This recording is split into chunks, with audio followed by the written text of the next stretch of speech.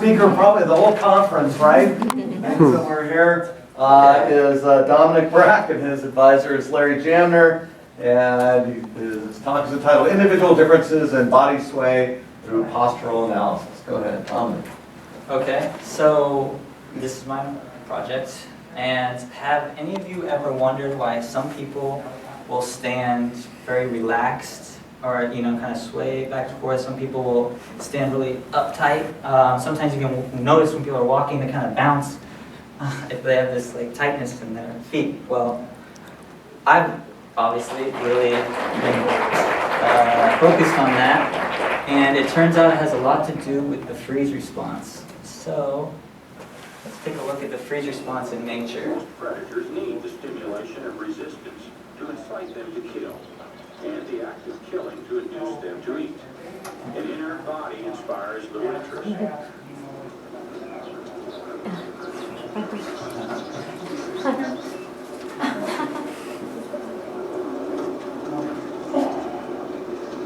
But the possum is still breathing, and in fact, it's only plain dead, plain possum.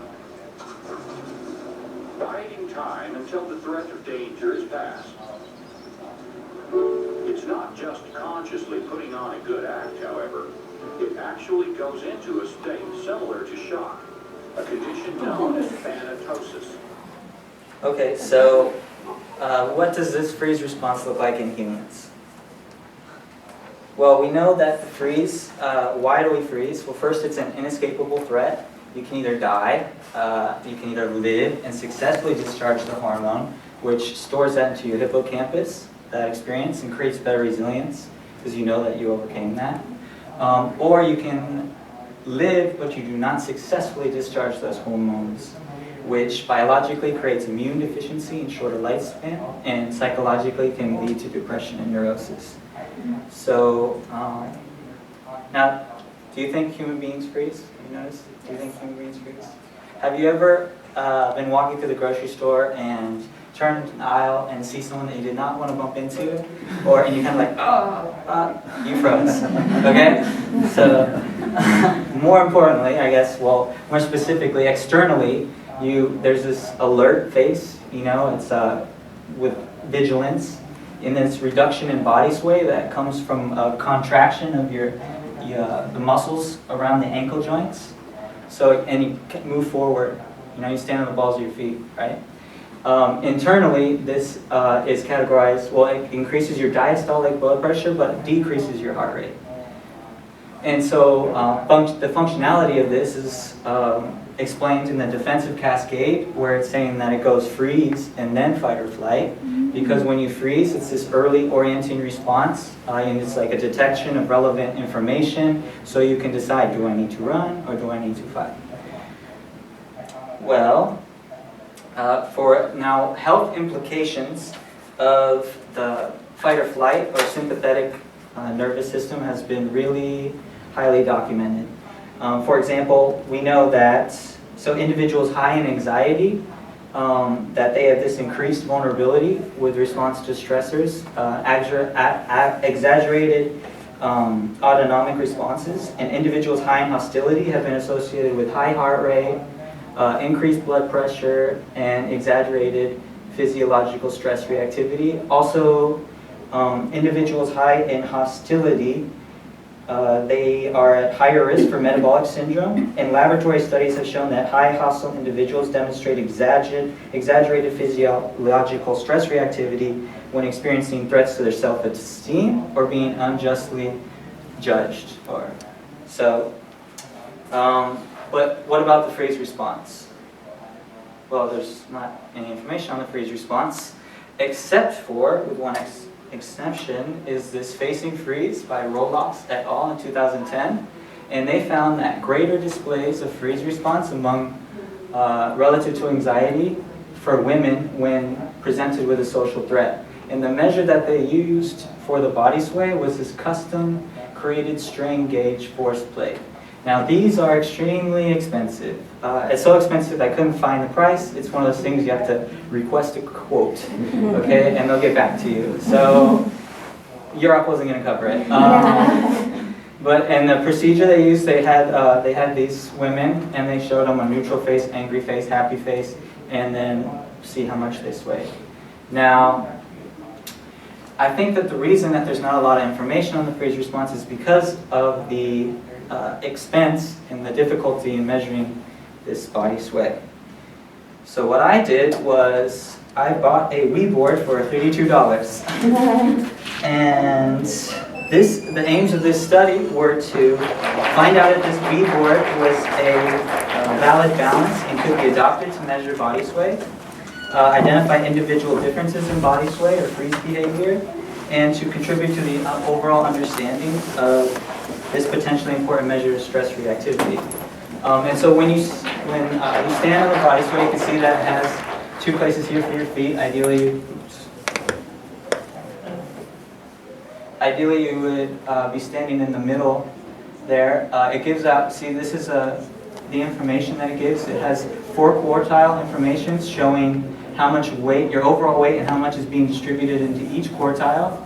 And then this X and Y coordinate is the center of pressure, which I'll explain in a second.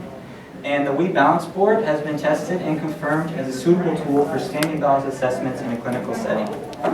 So, center of pressure. Now, the center of pressure is the point of a surface exposed to external pressure at which a single force must be applied to equal to counterbalance the pressure on the whole surface. What does that mean? Okay, what that means is basically we are all standing on Earth, okay, and every force has an equal reaction. So we're putting pressure on the force to stand up, the Earth puts pressure back on us, and that focal point is your center of pressure. If you would imagine that you're standing on a big water balloon and you wanted to displace the most amount of that water, where you would press down on there would be the center of pressure. So normally it's actually in between your feet. Body sway. Okay. Body sway is defined as flight postural motions that you make in order to maintain a balanced position. So basically, we're always losing our balance a little bit and then readjusting. And so over time, this creates a sway. Now, so the procedure, I had my 6 RA friends, and we tested. They were randomized into colors, and over 3 trials, the Wii board continuously takes data, nonstop. So I would take screenshots every 3 seconds for 3 minutes, and then I would take those coordinate informations from the center of pressure and graph it. And these are what the graphs look like. So, wow, right? You can see that they're different, basically.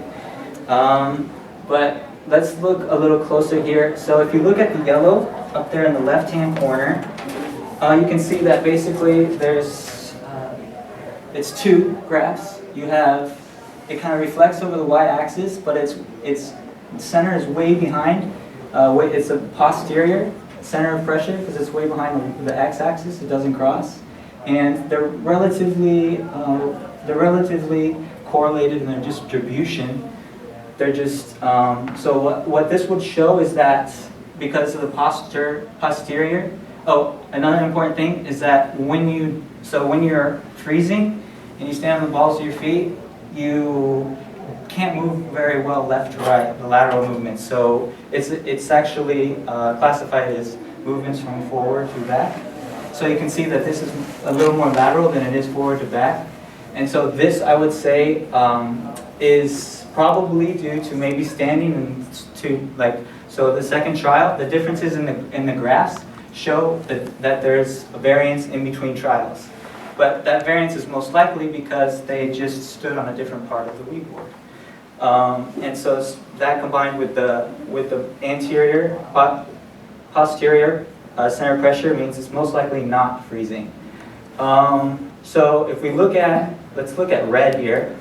Red, again, you have big variation. You can see red and this is blue, but they're both red, and you can see that there's a lot of body sway here by the horizontal distribution, and it doesn't cross the x-axis, so it's a posterior center of pressure. Combined with this body sway will show that this is very unlikely to be freezing. Okay, And the difference in the graphs show that there's a big trial variation in between trials.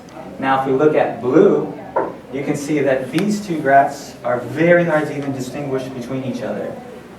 So that would say that there's consistency in trial and in the trials, in between trials, and that now you can see this is the x-axis. You can see that the center of pressure is anterior, is forward, and the vertical distribution is much higher than the horizontal distribution. So this, we can say, is showing a lot of features indicative of freezing behavior. So in order to statistically see if this data was significant, I took all those coordinates and I changed them into a matrix number. So that way I could run analysis on all of them at the same time without separating the x and the y's. And so you can see, blue has a lot of individual points on this, meaning that it doesn't have a lot, it has a lot of variation, right? You can see where pink and purple and yellow mix up here, saying that like their data has less variation, less individual points, and red kind of crosses all three, right? So it's going to have more, it's going to have less variation in between groups. And so that's what this found with the classification matrix, which basically it takes matrix numbers and then tries to put them into the category, the color category. And so it was able to successfully put 119 out of 173 points into blue. 44 were misattributed to red, and you can see 87%, right? So if we go back, we can see blue, a little red here, a little yellow. And if you want to look, let's say, at yellow, only 21 were correct, 3 were orange, actually 53 were purple. So we look and we see yellow and purple got really mixed up. So that shows there's probably little variation between yellow and purple, high variation between blue and all. So now the significance, if you look here, these are 95 degrees of confidence, the 95 confidence intervals, the outside brackets, and inside of that is the median. So for each group, blue, orange, pink, purple, red, yellow, if the median is inside these confidence intervals, it means that it's not significantly different. So blue is significantly different, red, significantly different, orange, yes. Now right here, between yellow and purple, not significantly different, okay? But oranges. Now this is in between trials. It's the same idea.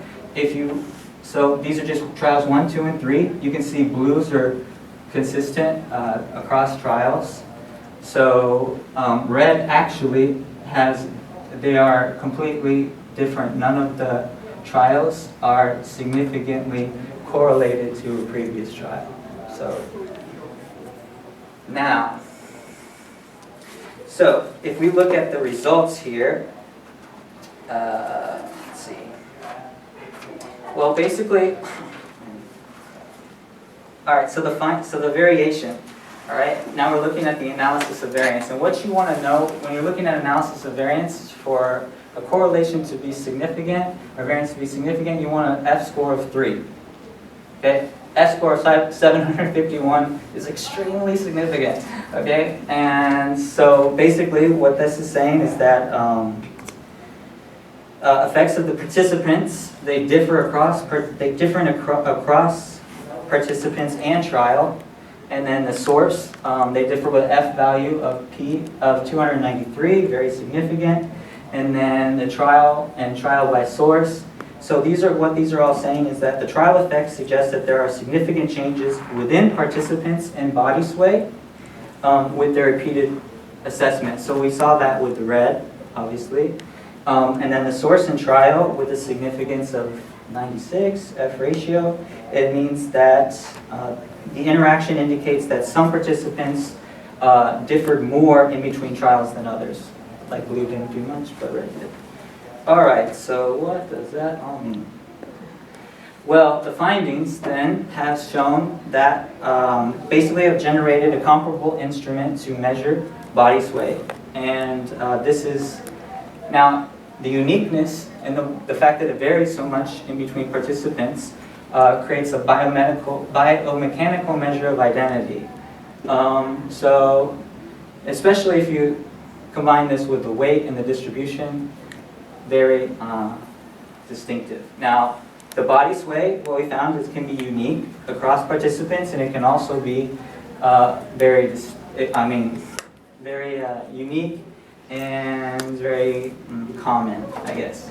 So the We Balance board I found as a solidified. So basically, I've solidified my confidence in the We Balance board and its validity and variety for testing body sway as a measure of the freeze response. So moving forward, I would feel confident using this measure in testing body sway in relation to stress reactivity. So the implications of this and possibilities. Well, for example, this is really why I started to do this research, was to, I had a friend that was very anxious, and he suffered a lot. But I realized that the social anxiety disorder is a treatable condition, yet 36% of people that have it suffer from symptoms for more than 10 years without seeking help, if at all. So, because the nature of the disorder is that they isolate themselves and they don't want to talk to anybody. And that's basically how we can identify them, is them asking for help. So out of 15 million Americans that have social anxiety disorder, 36% are going without care. So that means there's 5.4 million people that are suffering and could easily get help, but they just can't ask for it. So if we could use this measure to, as a measure of possible social anxiety or being at high risk for social anxiety, then this could be create a foundation for less intrusive measures of identifying psychological disorders. That's it.